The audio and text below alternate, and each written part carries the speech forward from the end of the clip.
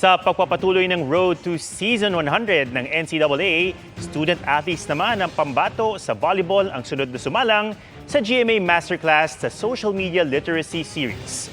Yan ang tinutukan ni JP Soriano. For their first NCAA Finals! And an ace from Matt. Hindi lang sa court pwedeng sundan ang bawat galaw ng mga NCAA volleyball athletes.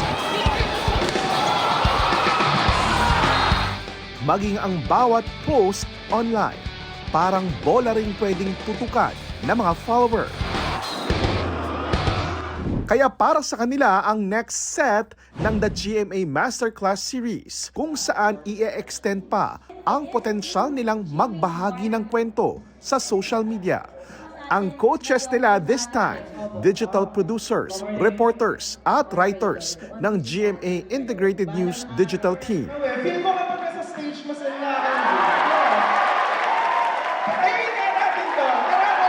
Marami sa mga atleta ang idol din sa campus. Ambassador ng maituturing ng kanilang mga team, school at ng sports. This is our way to share our personal stories, triumphs, and challenges with the world. Dito natin showcase yung journey.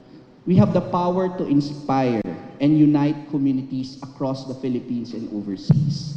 Ang dami ko sobrang na-realize sa ngayong masterclass. Kailangan ko pala ng ganito para makatulong. To promote not just the athletes but the teams, the schools, and the whole volleyball community po.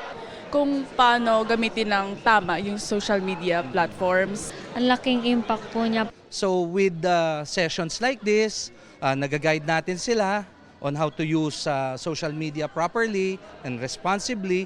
It will have a big impact sa younger generation. Subaybayan ang kwento ng mga astig na volleyball student athletes ng NCAA sa GTV, GMA Sports, GMA News Online at social media pages ng NCAA.